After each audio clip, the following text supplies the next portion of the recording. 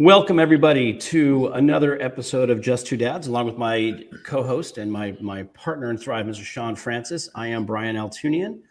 And you know, the gift-giving holidays are upon us, right around the corner. And there's something magical about giving your child something that they find joy in. But if you have a neurodiverse child, sometimes it's a little challenging to find something that's appropriate. And today's guest, his company has been around for quite some time, and they are building experiences for our children of all abilities to have the opportunity to have joy in their lives. And I cannot wait for this conversation. So stick with us here on this episode of Just Two Dad.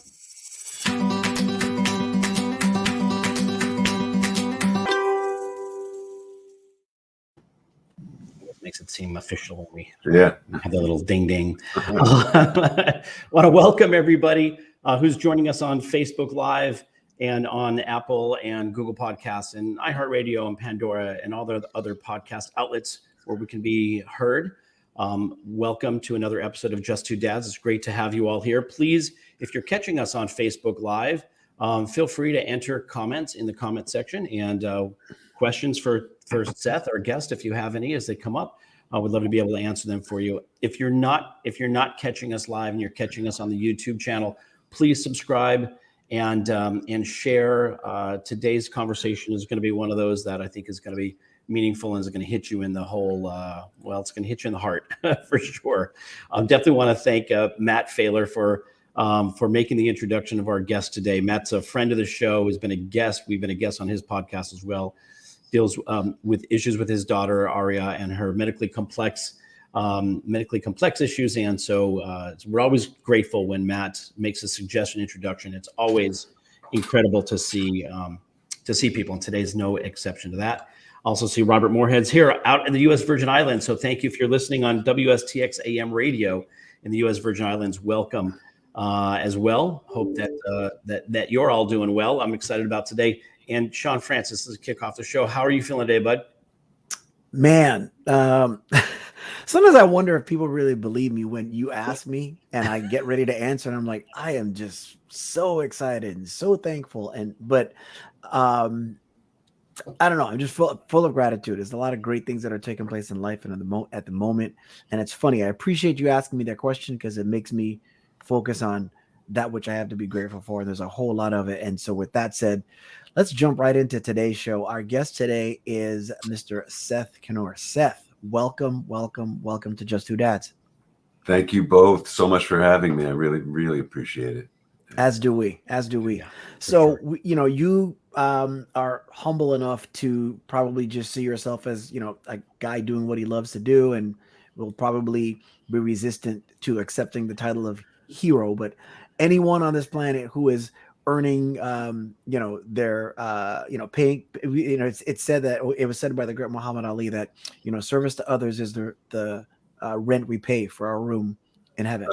And you are doing that. So therefore that makes you a hero. Everybody's, a lot of people are doing that in some way, great or small. And every hero has an origin, a beginning from which they got their powers, which, is dictated by how and when you were raised. And so tell us a little bit about that and about the company and leading up to how and where you are today.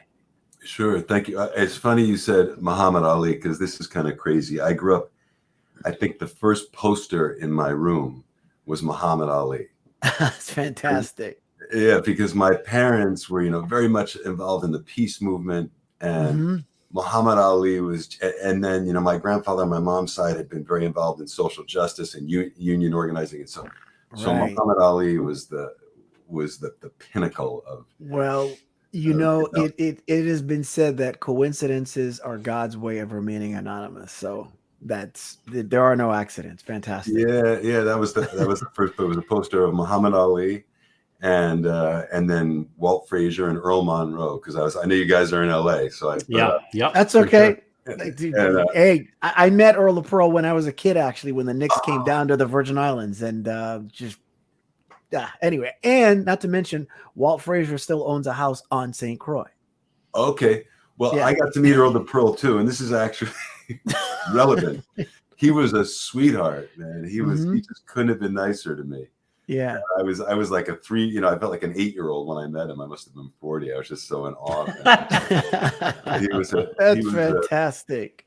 Yeah. So those were the posters I had, and it was funny because you know, my dad was just not a sports guy at all. So he'd sort of walk up, go, you know, he wouldn't know who those people were except for Muhammad Ali, because I guess that's the one that was such a hero. Wow. And an inspiration, and then stayed that way for my whole life. Yes, same here. Someone I just love to watch. Yeah. So around the time I had this poster of Muhammad Ali in my room, which would have been 1973, I think it was him over Joe Frazier. So I think I have that date right.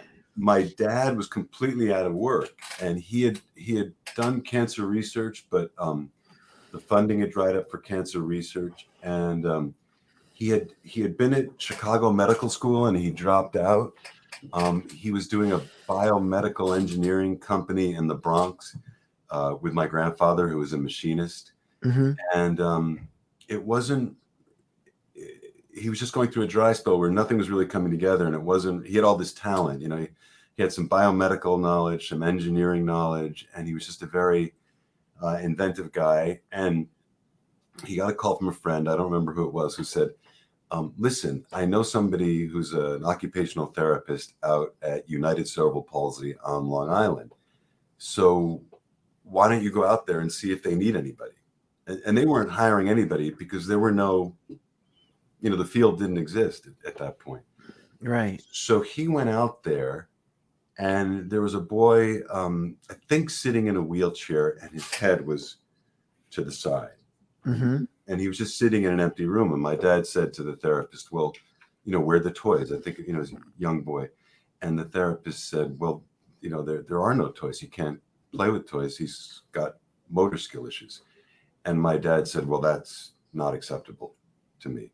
So he came home that night, and his workshop at that point was in our basement. And I think we had people living in our house. I forgot to mention this to Brian when we talked.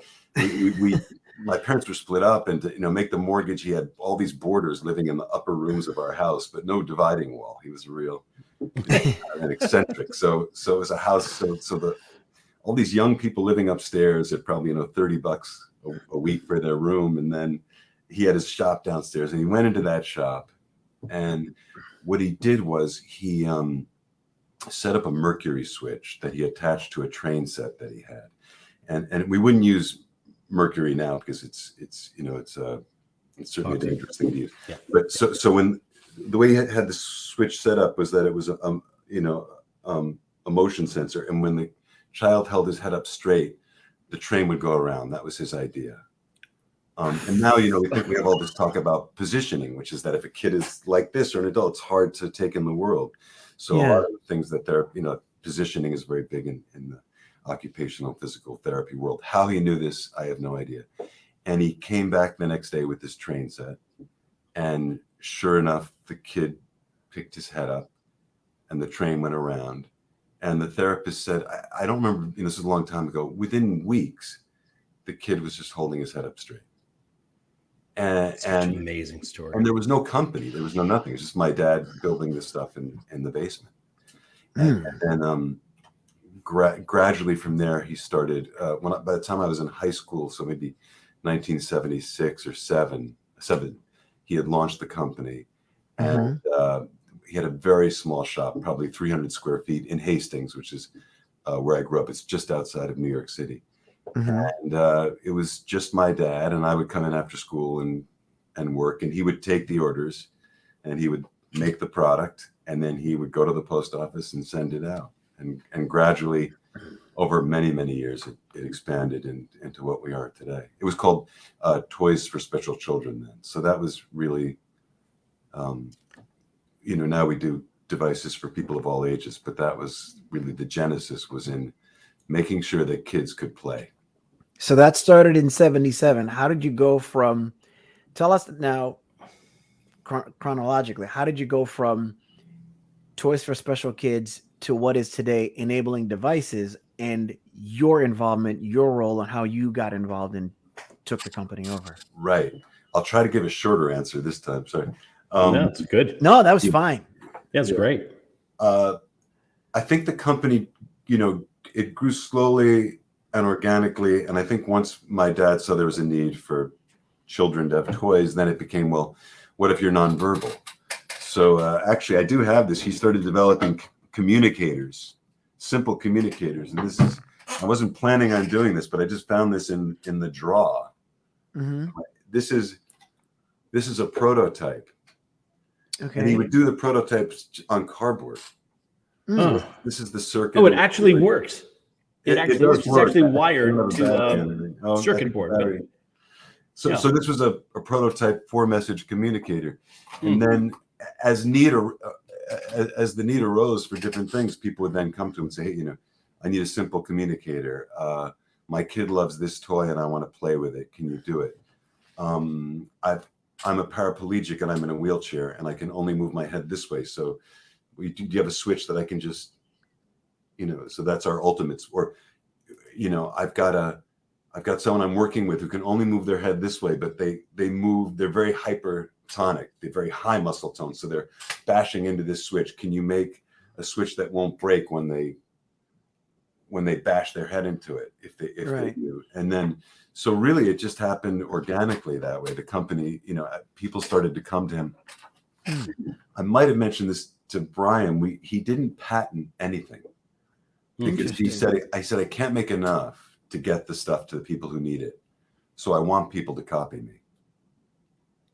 Interesting. Wow. Yeah, this is not great business. He was, we talk about it as a business. Well, it's funny because have to run it as a business, but that's not the first thought. When I say wow, I try to be one that is open to different thought. Yeah. And I was hit with two things, which is, okay, one, how noble of him because he's putting people before profit. Right.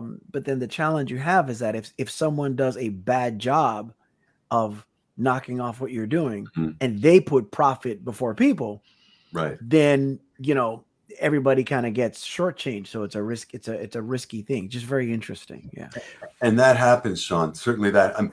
Both occasionally someone would then make it better, and then we go, oh well, great. We'll learn from them. We'll make it better. So and sometimes it worked that way, but there are definitely times when it worked the way that you just described, where people who were putting profit first put out stuff that was and the origins of not to get into details about patents, but it was to actually give people the roadmap to how it worked. Patent office was a patent is designed to actually give people the details on how it works. So if they could do a workaround, great, they could patent their own product. But the reality is, it was a way to share. But if people didn't want to do it, they could just copy and then just basically they're like paying for the for the blueprint of the device.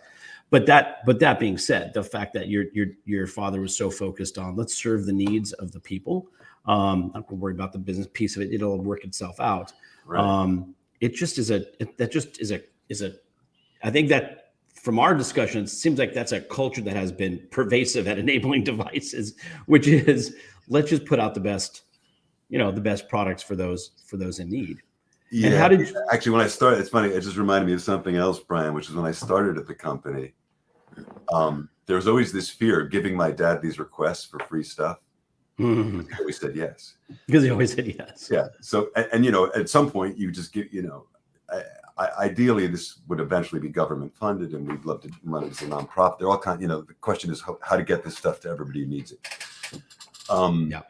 So, but yeah, so people would sort of go, well, we got to hide this request from Steve, my dad. He's just going to say. Yeah. So then when I came in, people sort of looked at me and went, I think we have to hide requests from him too. Seth, when was that? When did you start with the company? I mean, I know you were with him, as you were growing up, but when did you start with the company? Officially, yeah. Yeah. Oh, so, and Shawn was asking too, how did I end up at the company? He was such a talented engineer that I really didn't want to compete with that, and I don't think I could have. He was just he was able to see the problem, the need, design a solution, and then build it, and then put it out in the world. So that's we still do that, but it takes 3 or 4 people to do that. You know, it's very hard to find that person. So I really wanted him to do his thing, and I just felt it wasn't the best place for me to be. I didn't feel I could bring much to it. So I went off and did, you know, a million other things. And around 2010 or 11, his health started to decline. And so I was living in New York City at that point, and he was still in Hastings, and I became his primary caretaker. And then I just started looking in on the business, and I thought, well, maybe I can do some small thing here. And then one thing kind of led to another, and next thing I knew, it was like Godfather 3, where this thing was, you know, grabbing me. And, when I think I'm out, Pull me back. pull me back. Pull me back. I worked in a family business. I know that feeling. Yeah. Yes. Well, you tried for 30 years or so to get away from this, but no. Yeah. Wow. Yeah. Amazing. And so your dad did pass away. He passed away in 2015. I did take over the company before then, so he was aware of that. And there was a period of 3 years where I would check on him at his house in Hastings. I'd come into work, then I'd go back and report to him on everything that was happening during the day. So he was, you know, intimately involved even when he wasn't well enough to be here, and just always thrilled to hear about it. It was really his heart. It was his heart and his soul was in it. And so we got to share that for the last, you know, 3 years of his life. And it was a pretty special time for us. And I think for him to know that I was carrying it on, not just because he may or may not have thought I had the ability to do it, but he knew it was going to someone who cared as deeply as he did. Yeah. Because it seems like he was just in more ways than 9, an irreplaceable man. That's incredible. So tell us this then. So now, when you took it over, was the focus at that time still primarily on toys?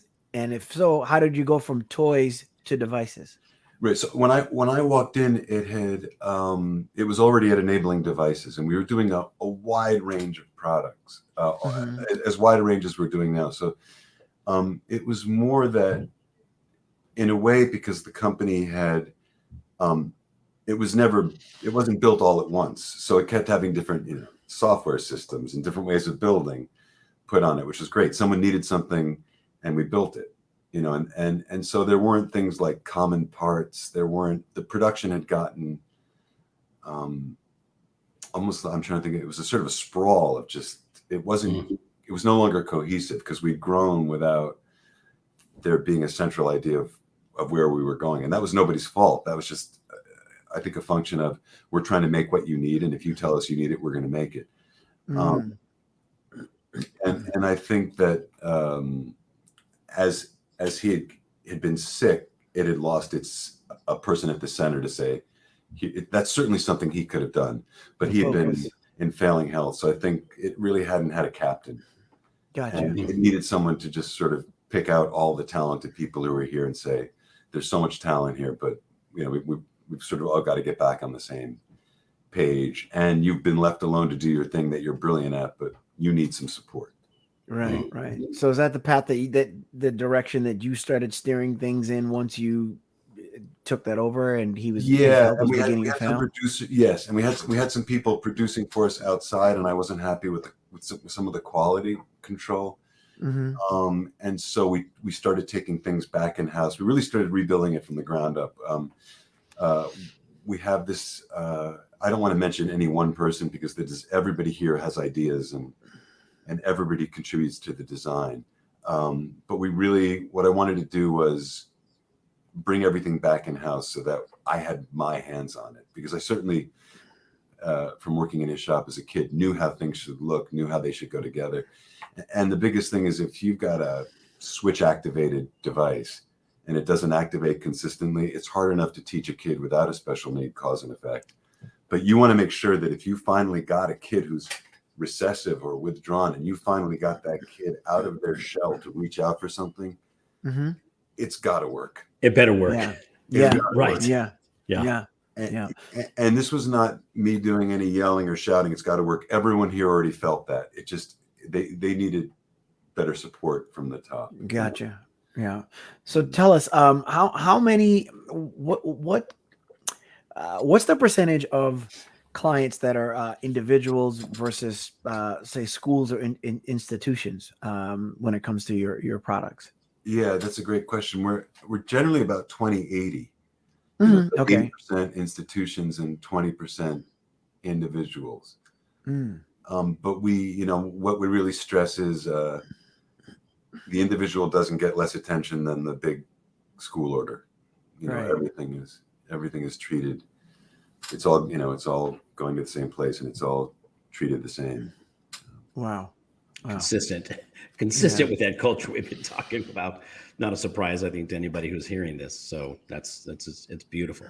And how many would you say, what's your product mix these days? How many products you have? What falls under toys? What falls under other kinds of experiences? Because it's more than just toys and devices, really, right? Right. So we will do some of our sensory stuff for people on the spectrum. It's a mix of, there's a small amount of things that we're reselling. Then there, just so that people can kind of get things under one roof. Then there are things we adapt. So, your kid wants to play with the Tickle Me Elmo, but doesn't have the motor skills to activate the Elmo song. So I was looking through the catalog today, and I should know this. I think we have 100 capability switches. So wow. If you can only control your airflow, we have a sip and puff switch. Which is actually on delay right now because of a supply chain issue. So we're just trying to source everywhere to get that back. Right. We've got a motion sensor switch. So we have a twitch switch. You might have a later stage ALS patient and they can control this part of their head or cheek. So literally whatever you can do. And this is another thing that my dad stressed. He's not looking for what you can't do. So I want to know what you can do. So he wants to turn any supposed limitation into a capability. Yeah. Can you blink your eye? Then we have an eye blink switch. Oh my gosh.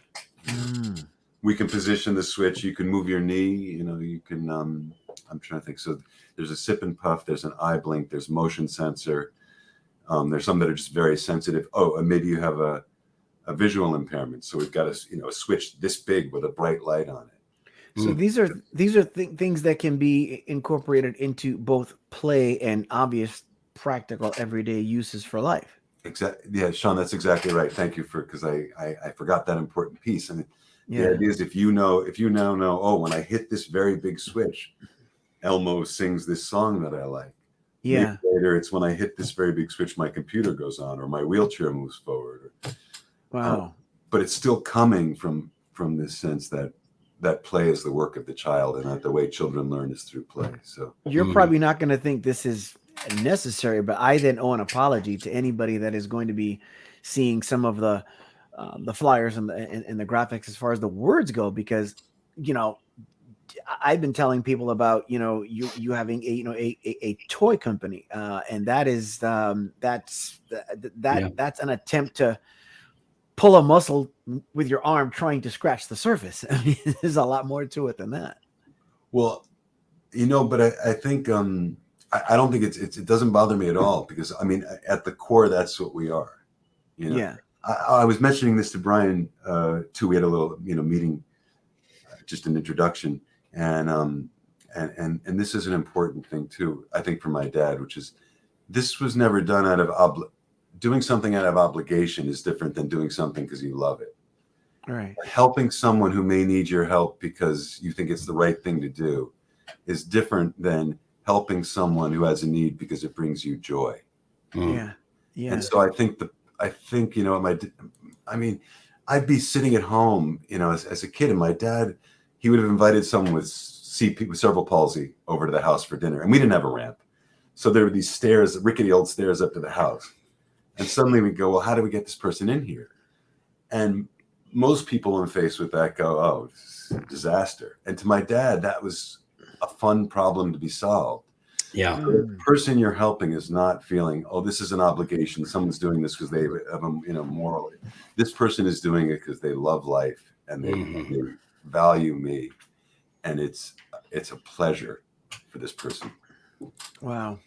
Yeah. Well, and if we, and it, as we've spoken about today, inclusivity is really the key. And how do we create inclusion and make sure that everybody feels that they're part of something? Since our community has generally been left out and omitted and, restricted from participating. So again, it's just it's a great culture.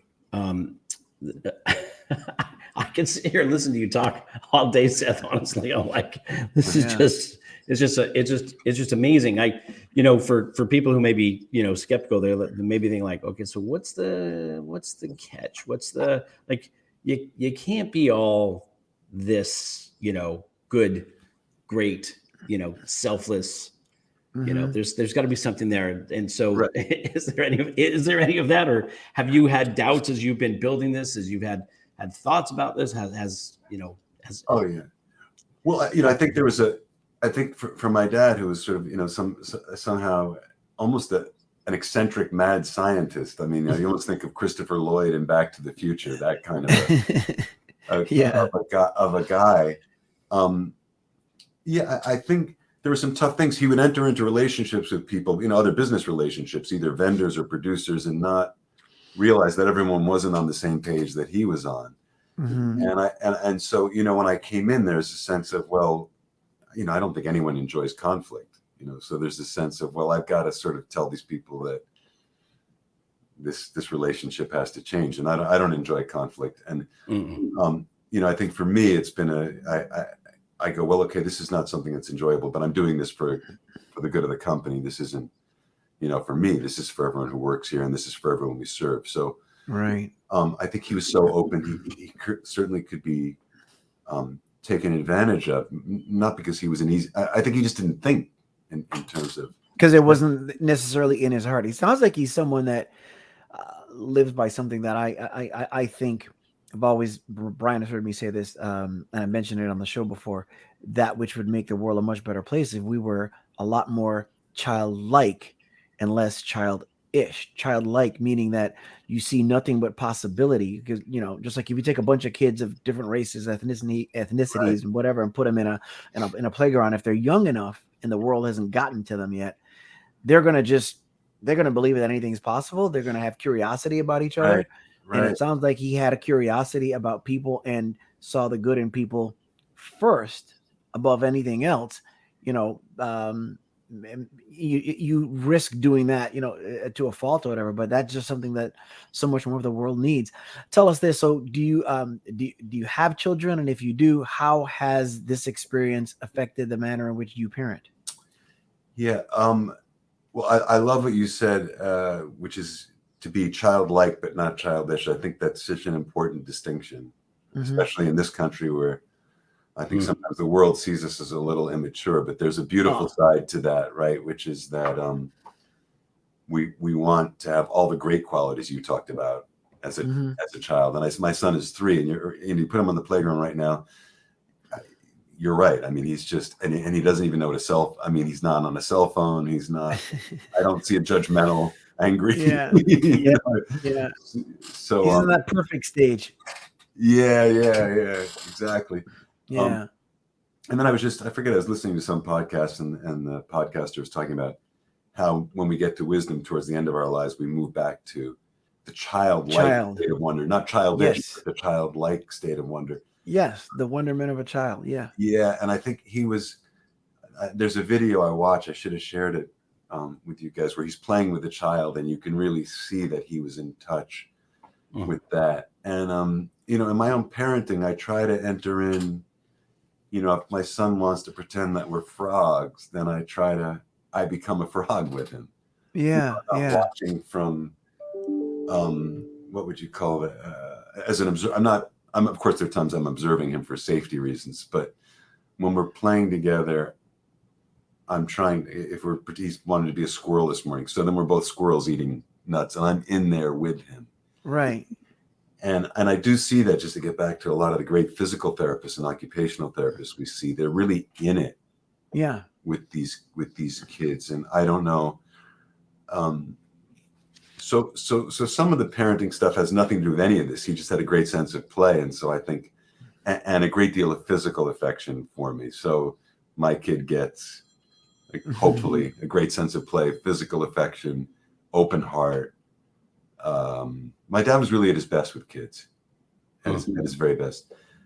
So I hope some of it, rubbed off on me. Really the sense of play that I think is, and what you described, which is childlike, not childish. Yeah. Well, and it's funny. I've heard it said that, success is an inside job, and that usually pertains to the manner in which we think and and all that kind of stuff. But it's also an inside job in terms of our innermost thoughts. For most people, the child in them never dies, to a plus and a fault, because if you've had negative experiences as a child, those things you kind of hold on to, and they affect your willingness to, or how you go forth doing other things. But at the same time, if you retained it in the right sense, it leaves you with a sense of hope with regard to, what tomorrow might bring, in the figurative sense, in terms of years ahead, as well as the next 24 hours. And also affects the way that you interact with people. That's why when people say, children are the key to the world, or they're going to save tomorrow, or the lyrics of The Greatest Love of All, which I believe the children are our future, teach them well. And that's as true as it is corny. But when you say the children are the future, it's not about chronologically age. The child within us is also the key to our future, because the most childish thing is, adults fit the definition of anything childish more so than children. I'm sorry, I can go on and on with that on a tangent. No, I think it's really important that you also just reminded me of the other most obvious thing I'm forgetting about being a dad and my child, which is that he's teaching me. Yeah. There you go. There you go. He's teaching me to put down my phone and stop being distracted. He's teaching me to get back to my imagination, and he's teaching me to be, open-hearted. He's teaching, I don't even know where to, he's teaching me that my priorities and values were not really where they should be. Yeah. That's what they do. That's what they do. And, because they do that, it might seem like everything goes to them, but kudos to you too, because we have to be open enough to receive that, because I'm sure we've seen a lot of, parents that just, that's not who they are, and they aren't necessarily, present. So it seems like your dad started with a little bit of a small team, and a lot of it was him. As you stepped in now and taken over, how many employees do you have at this stage? So we've got 21 people working for us directly, which is still a pretty small team and then we have and then we have some outside producers. Like I said, the bulk of it's from us. So we're not producing everything by ourselves. There's some other businesses that make stuff for us, but we are very much, everything that comes in, our hands are on it. Our designs are going out to them. And we have a close relationship with them. So it's kind of a miracle we're able to put out. I don't know how we put out as much as we do with this, with basically a staff of 21 people. Yeah. Well, great. Kudos to them. What would you say is probably, and when I say the biggest seller, I don't mean what makes the most money. I mean, what's the most popular? Which product carries the greatest demand? Two questions. That one, what's the most creative demand? And then Matt had asked a question, what's your favorite device or toy that you've made? So those are two, maybe they may be the same thing. Yeah, well, I'll answer all this. Just I'll touch back on what Brian asked, which, what's the dark side? And the dark side is, you come to work and things start going wrong, and there's a supply chain issue, and somebody's upset, and so power goes out, and so you're 3D printing, things happen, and you run around and you run it just like you would be running any business. You're not thinking, oh, we're helping people. You're just going, oh my God, how do we solve this? What do we do about this? And then, so that's all happening for most of our time. We're not sitting here going, how wonderful what we're doing in the world. You're putting out fires. We're just trying to survive, COVID came, so everyone's trying to survive. And so there's plenty of, conflict and just everyday business stuff. And then you get a video from someone like Matt with, with his child playing with one of his devices, and you go, it takes your breath away, just the way it would take anybody's breath away, because we see Arya playing with this toy and we go, oh, I forgot we were even doing that. I was so worried about it. Wow. I was so worried about, what are we going to do about our molding machine is on fire, and right. So this is kind of a crazy product that's one of my favorites, which is a very simple invention. My dad came up with this thing called a battery interrupter. So if you have a toy that has a battery case that you can open, let's say it's a C battery, you take this copper wire, this wire that we have attached to a copper plate, and you slip it in between the battery and the contact point. And that goes to any of our capability switches. So for, I don't know how much they are, this is the cheapest thing in the catalog. So if the toy is wired simply like that, you can take any toy and make it into an adapted toy. Interesting. I think they're on the side. I think they're called battery interrupters. I love it. It's so simple. It's so brilliant. If you just don't have the money and you're not getting the help you need, you can still buy this thing and you can use it on lots and lots of toys that you could get. I'm trying to think of other, as far as favorite toys, it's every person is so individual, and each therapist is so individual. So we sell these fiber optic lights, and I thought, okay, well, the kid plays with them, and they're fun for me to play with. If I gave them to you guys, we'd sit around, and they're fun to hold on to, and it's the good fidget. And so we go into United Cerebral Palsy up here in Westchester, and there's this woman, Tina Weissman, who worked with my dad. She's an incredible therapist, and she discovered that for this young man with a neurological disorder, he was completely withdrawn, not communicative, not in the world, nothing. And she found that if she took these fiber optic lights and ran them over his left shoulder, he would suddenly respond. I guess a lot of his vision was happening in the periphery, and that sensation of that and that light. So for that young man with that occupational therapist, that's my favorite product. Because the impact is the most obvious. I'm trying to be humble, but like, to me, the hero is, we made it and we put it out. You guys, you guys go to work and you do your thing, and you're doing a great thing in the world. But somebody still has to do something with that. Yeah, true. And so the idea that so we see people. Another example of this. This is one of my favorite toys. Is an adapted scissors. Little kids love to cut things, paste them. So we have this scissor that's mounted on a 3D mold, and you can push any capability switch and cut paper. So we visited this place called the Center for Discovery up in it's upstate New York, and we walked in, and they had their students take our paper cutters, and they had recreated this stained glass window in the chapel at Notre Dame. Wow. Wow. Or they take our pouring cup, which I thought that's fun for kids to pour, and they had adults watering plants with the automatic pouring cup. It didn't even, it occurred to me, I'm sure you both have kids. They love to pour, that's one of the pouring, right? Yeah. And then, but the idea of watering a plant, it's so obvious it hadn't occurred to me. So I don't mean to dodge the question. No. One thing that hurts us is that we have this huge variety of stuff. So then we have to go, how do we keep this all in stock? But it really it takes a group of us to do this, and it takes groups or institutions, but ultimately it's about the individual, making sure that your kid is not a kid with cerebral palsy.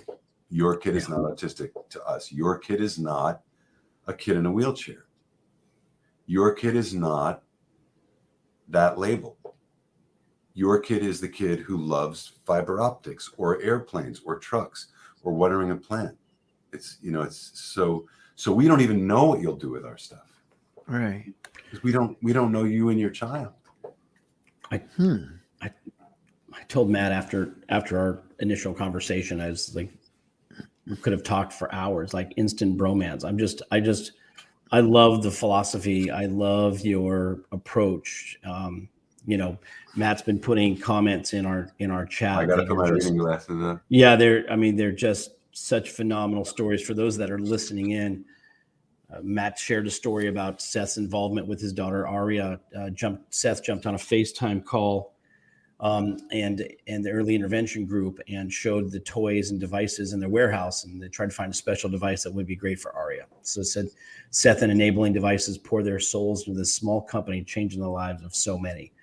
The idea that you guys take the care and you treat every child as an individual, and the fact that it could have an impact for thousands and hundreds of thousands of other people that maybe have not had that experience.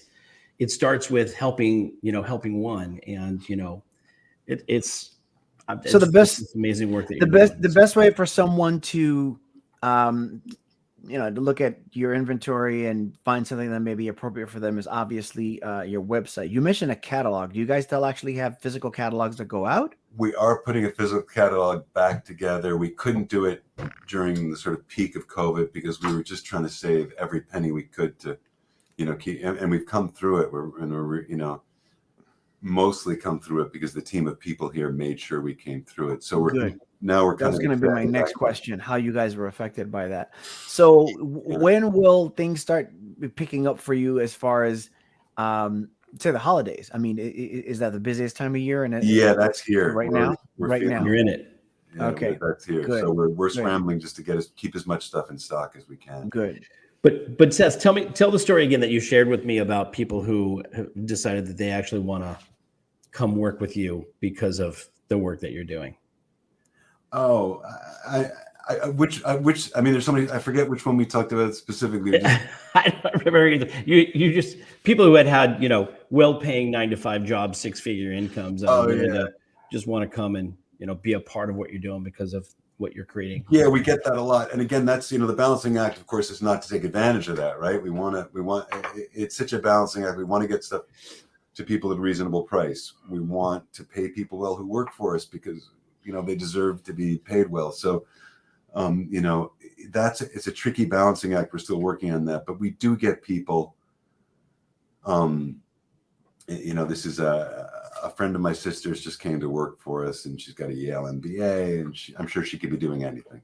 She just wanted to be a part of it. And she came in and she saw me and she said, "What's the dress code?" And I said, I don't know. I never even occurred to me to say that one. You're wearing it. Great, I'm in. That's funny. So I mean, it can work. I think there was one day in the shop we had somebody come to visit us from BOCES because they wanted to place some kids in the shop, and we were in the process of redoing our shop. So we were all dressed in clothes to move the machinery, and she came in and she looked at me. And then looked at our head designer and looked at us as we were, showing the kids around the shop. And I could see her eyes going, "I'm not letting my kids in here. Who are these people?" We're filthy and dressed and we're close. But I do think that we have a lot of talented people here who probably, I think, could do better at other companies financially. Who go, "Look, I'm going to work the extra hour. I'm going to go the extra distance. I'm going to, we're closed for COVID. I don't care. I'm going to go." Giovanni De La Rosa, who's head of shipping, I said, "We got to close for COVID." And he said, "No, people need stuff. I'll be in the shipping department, shipping stuff out." And then everyone I shut the company down for people's safety. And one by one, they marched into this office and said, "No, we're not shutting down." Wow. I mean, so that was, it's been a lot of time on the corporate side of things, and Shawn and I work in the financial services industry, right. And so dollars and cents has always been a part. I have family business, and so some businesses are measured, their success is measured in dollars and cents. And again, I'm not suggesting that yours isn't, because clearly you have your eye on the bottom line, but I think that if more businesses were judged, their success was measured by the quality of work and the impact that your product has on the world. What a different place this would be. What a great place what a great world we would live in when people want to go to work for somebody because of the impact and the decision, like, no, I want this product to go out because we promised this to this client and we want the client to have it, and whatever it takes, right? That's just, it's honor to you, man. It's just really kudos for creating, for maintaining. It sounds like your dad created this and then you have just carried it on and continue to do that. And that's a testament capitalism. to you. Well, yeah, right. And I do want to say exactly conscious, because I do think, I do really think it's important for people, we're not shipping the work out to other countries, not because of any, not because we want people working at a fair wage. So, I think what you guys are doing are so important, because look, if you don't have the dollars, you may not be able to get the stuff you need. Right. So I want to create a culture where people are also being rewarded. I think the people who work for us should be rewarded, and we are absolutely moving in that direction. I think that's important too, because we want people to be rewarded for hard work and for doing the good work they do. And I think I think I was telling you just before we jumped on the air that I'd been at a reunion recently, and I had 3 friends from my graduating class who had kids who were on the spectrum, and they were in their 20s, and they were really struggling with making sure that their kids were able to live independently, and scared about their own passing and the future of their kids. So I don't want to bypass the importance of what you're doing, which is so key, which is, making sure the money is there, not for the sake of money, making sure the money is there because people need it to get the stuff that they need. And we're not talking about 300-foot yachts. We're talking about stuff people really need. So that is a balancing act, that It's funny. I realized Brian and I have never had a conscious conversation about, we just talked about, we want to have people on here that inspire us. But what's happened is anyone that's on here that provides a service or has a business performs some form of conscious capitalism, and a term that I just popped into my head listening to you sort of redefine the value of dollars tied to purpose. The dollars that you make tied to purpose. There's like, intentional revenue surface. Like the intention is to make the world a better place. You're not talking about just the bottom line is tied to both. If you take care of people, profit then comes. And so that's just so well respected. Yeah. And that was Brian's point too, right? Yeah. Which actually we feel the better we are, and the better we do what we do, then everything flows from that, including a healthy business. I mean, I don't know about, if I get something that I buy and it works great and it helps and I love it, I go back to it. Yeah, for sure. Yeah. And tell people about it too. And I tell other people about it. Right. Yeah. Well, we definitely want people to check out enablingdevices.com and look at your catalog and see the help. And obviously, if they know of organizations or, facilities that are looking for devices to help their clientele as well. Obviously, you guys service the institutional market as well.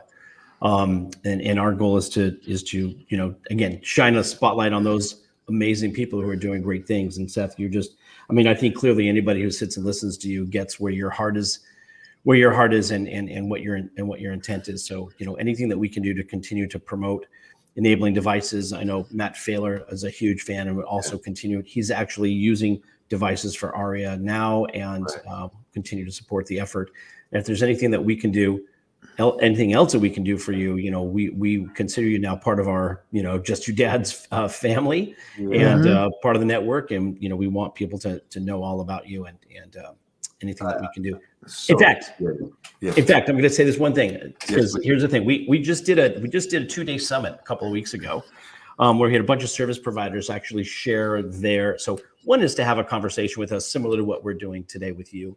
And then the other is to say, well, okay, now that you know who I am, this is what my product and my service is, and, do a little 20-minute presentation.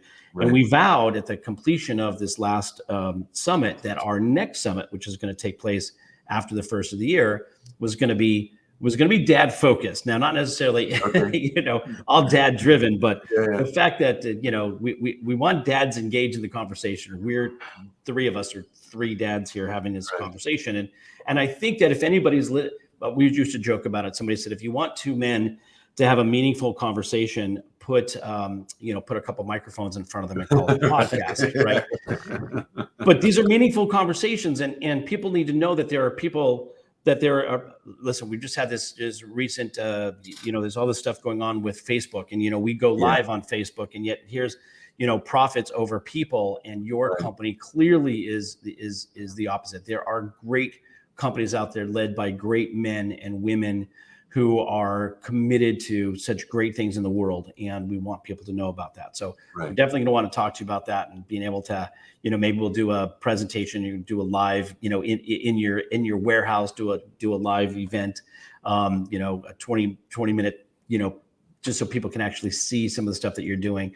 I think that would be tremendous. We'd love that. We're grateful for the support, but I'm also glad just to know the two of you, because we, you know, what we do is we lead people. They ask us, and we lead people to people like you. So it's and I'm sure, and I have to be careful because I could talk with you both for hours, and I don't want to. That's a good problem to have. That's a good problem to have. Yeah. Well, we're at the point in the show where, you know, we ask a question. The ability to make the world, or for each of us to make the world a better place than we found it, is based on our propensity or willingness to change. And so with that said, I'd like to ask you if you can think of a thought, belief, or philosophy that you held dear, you know, with everything that you know, that you now feel otherwise about. I don't know if it's such a deeply held thought or philosophy. I'm open to lots of new ideas, so I feel like I'm shifting a lot of the time. But I was thinking, when I thought about this question, you said it at the beginning, Shawn. You said, "Well, this is not our show," and that really struck me, because I feel when I'm here, the big shift I made was thinking, well, I have to get this, I have to achieve this, I have to write this book, my star has to shine, and it has to come from me. And I think the first thing a kid teaches you is you are now in the service of somebody else. You are not the star of the show. It's not that you're erased. It's just that it's not about you any longer. And the thing about coming to this company was, in a way, it's kind of a gift that I'm not a talented engineer, because it's not my show. My dad used to joke and say that he didn't know anything. And, you know, and it's almost the gift here is that when you actually give over to something that's not about you, like in this case, I'm talking about my dad's legacy. I'm talking about what the company does. I could make the show very overly long by naming every person here. It's not about me. And the shift that happened, you know, the idea that my happiness was going to come from shining a light on myself really shifted to going, how freeing it would be just to know that, I mean, if anyone gets chewed out here, it's me. It's not my job to chew people out. I'm in charge. They're frustrated, and they have a right to be. It's not about me expressing my feelings. It's not about when we go into work, when we have a call with Matt about, all right, it's not about me. It's not my show. And what I found was by shifting that focus off, that there was a very different kind of fulfillment, which is a freedom. This isn't about me. How do I support this person? How do I shine the light on this person? Now, this may seem hard to believe because I'm talking about myself right now, but it's kind of that's the nature of the show. But I asked you though, so you know, you're not just good. You're not just tooting your own horn. I asked a question, so that's totally. So I don't know if that's a fundamental belief shift, but this idea that although this shift had to happen within me, the fulfillment and happiness was not going to come from my personal achievement. It was going to be about facilitating things for other people and the power that comes from that, about taking it's not that I'm out of it. It's just right. it's not my show. I can't say it any better than you did. Well, let me express my gratitude because, time spent, like I always say, we're never going to be as young as we were when this conversation began or when I finished that last sentence, right? We can't get time back. So you can spend time with someone exchanging energy and learning things. That's the ultimate gift. And you've just given that, because I'm thinking of, what I say when I ask someone that question is, a fundamental philosophy or belief. But really what it comes down to is, what have you allowed yourself to discover? So it doesn't have to be like, here's the thought that I had that I would kill for, and the sword upon which I would die. But now I have this new belief. To simplify it, it's just a matter of what have you allowed yourself to discover? And you've answered that perfectly and with so much value. Oh, thank you. Thanks. It's amazing. Well, and as we wrap up the show, I said to Shawn, I'm like, we're just going to sit here and just have this sort of love fest conversation. There's so much more to talk about with you, Seth, but unfortunately our time, is ending for this episode. But we hope to have more conversations with you. And I know people can catch you in Matt Failer's Mindful Inspiration Champion podcast. You've been a guest on there as well, and so we hope that people can find your story. And so I want to thank you for being such an amazing soul in the world, and amazing partner in what we're doing here together in this community. So really appreciate you taking the time to be with us. And as we wrap this show up, I always end by saying, now more than ever, we need empathy and love. If we can look at every situation and circumstance with a little bit more empathy, and through the lenses of love, as opposed to divisiveness and hate and other things that are going on, the world will be a much better place. And at the end of the day, I think that's what we're all trying to accomplish, living in a world that's a better place than when we found it. And hopefully empathy and love is something that that people can be reminded of on a regular basis. So I thank you again for being here. And Shawn, Francis, everybody else who's commented, Matt Failer and Robert and those who have commented on our Facebook, thank you all for contributing. There's some great comments in there. If you're catching us on YouTube, you can follow along. The comments will be there as well. And if you're listening and you want to see this, jump on, because you want to see these comments have been absolutely amazing, just flowing, just flowery love and appreciation for the work that Seth and his people are doing. Shawn, Francis, I love you, brother. I love being on this podcast and on this journey with you.